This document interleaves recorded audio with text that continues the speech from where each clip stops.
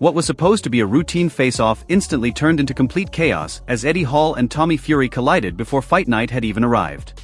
Tempers exploded, security rushed in, and suddenly this clash became far more personal than anyone expected.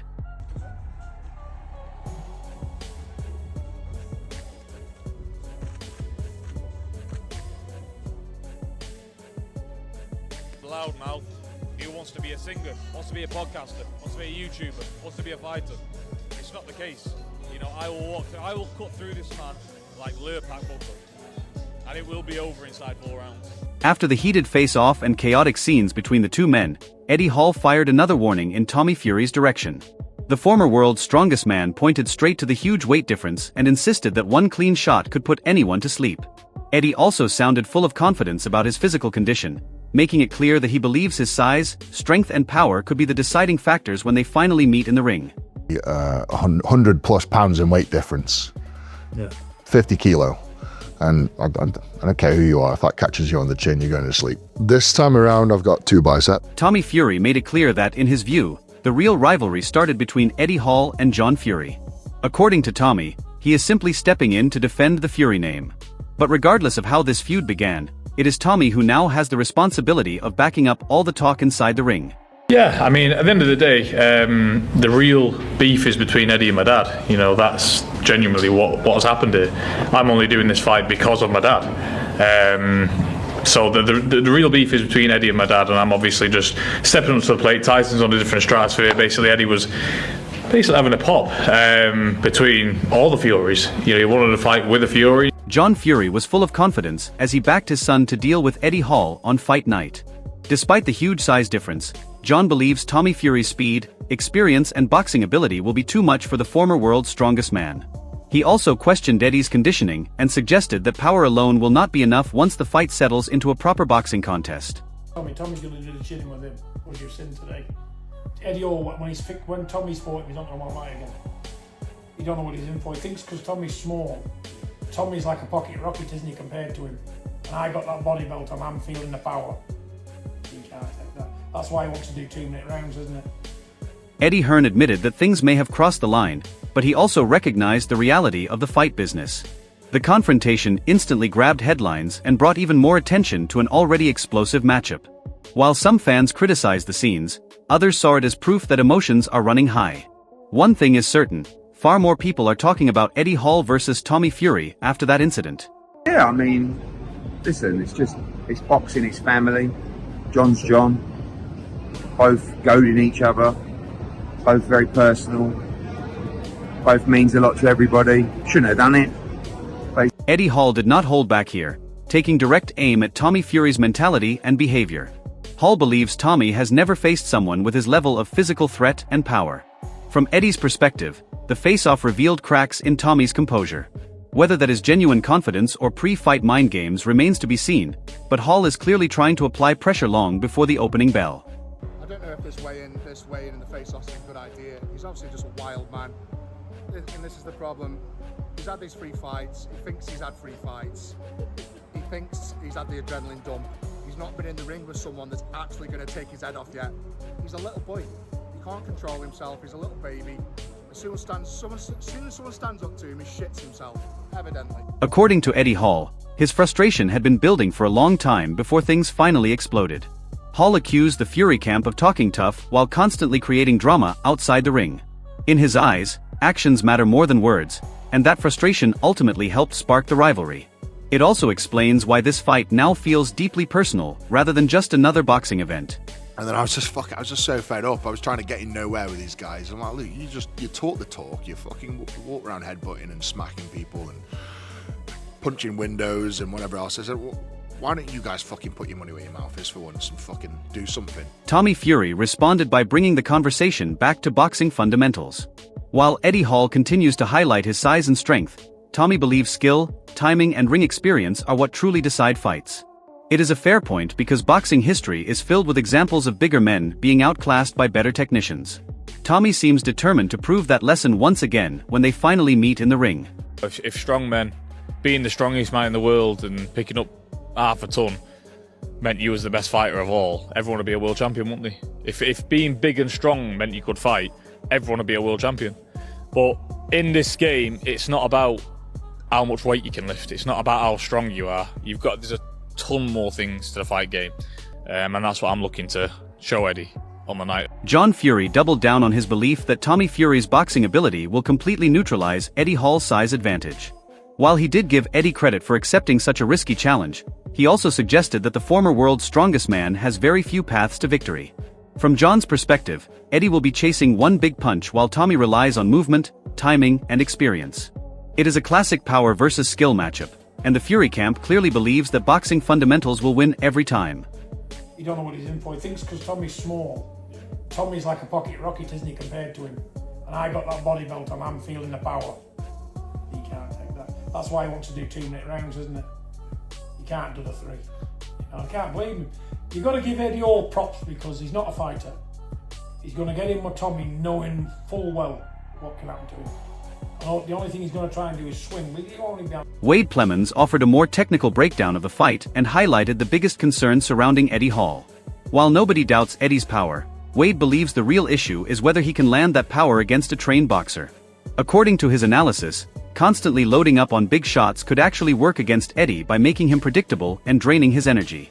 It is an interesting point because many fans agree that Eddie's best chance may come from a single explosive moment rather than trying to outbox Tommy Fury over multiple rounds.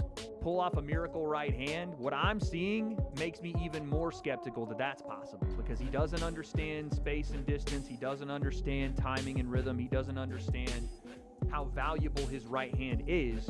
And it seems like I'm being counterintuitive because all he's throwing is right hands, but he needs to value that thing. It needs to be, like I said, a weapon of mass destruction. You only bring it out at certain points so Tommy doesn't get a read on it, and also so you don't gash your... Eddie Hall appeared frustrated by what he viewed as unnecessary behavior during the build-up to the fight. For Eddie, certain moments at the press conference crossed the line and made the situation feel more personal than professional. This is one of the reasons tensions have continued to rise between both camps. What started as a boxing event has gradually turned into a genuine feud, with family members becoming part of the conversation and emotions running higher with every appearance.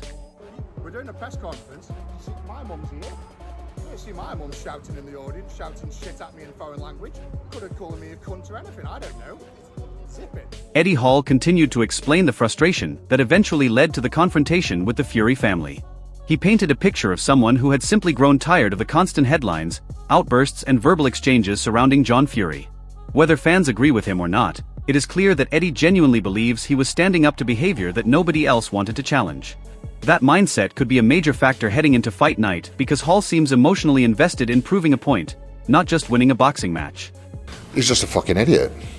Plain and simple. I mean, geez, look, we've all seen the tantrums he's had. You know, headbutting walls and headbutting people and smashing Perspex glass and holding his bowls and saying he's the king of the world and King Kong bowls and whatever else. And I was just fed up of it, you know, genuinely. Tyson Fury offered a more balanced view while defending his father. He admitted that John Fury has a unique ability to attract attention and dominate headlines, but he also questioned the idea of older men settling scores inside the ring. Tyson's comments suggest that even within the Fury camp there is an understanding that the spotlight should remain on the active fighters. At the same time, his defense of his father shows how protective the family remains. That loyalty is one of the defining traits of the Furies and a major reason why this rivalry has become so intense.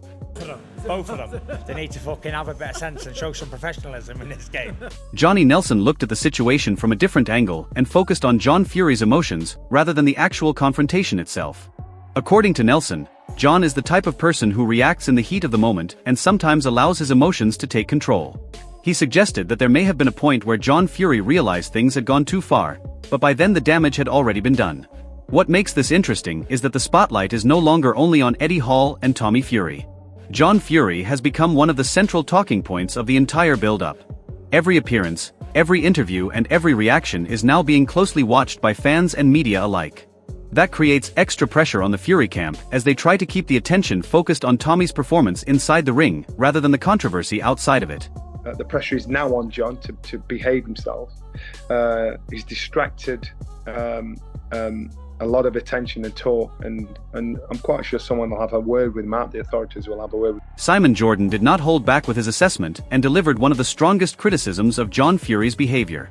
He acknowledged that the scenes were not a good look for boxing, But he also argued that people should not be surprised because John Fury has built a reputation over many years for being outspoken, unpredictable, and confrontational. These comments highlight the divide among boxing fans. Some believe the drama brings excitement and attention to the sport, while others feel it crosses the line and takes focus away from the fighters themselves. Regardless of which side fans support, the reality is that incidents like these generate huge discussion and keep the rivalry in the headlines. In many ways, that controversy has become part of the story surrounding Eddie Hall and Tommy Fury, adding even more intrigue ahead of fight night. No, not really. It's thuggish behaviour. John Fury's, is boorish, thuggish, unedifying, unpalatable, uncouth, vulgar behaviour. Absolutely.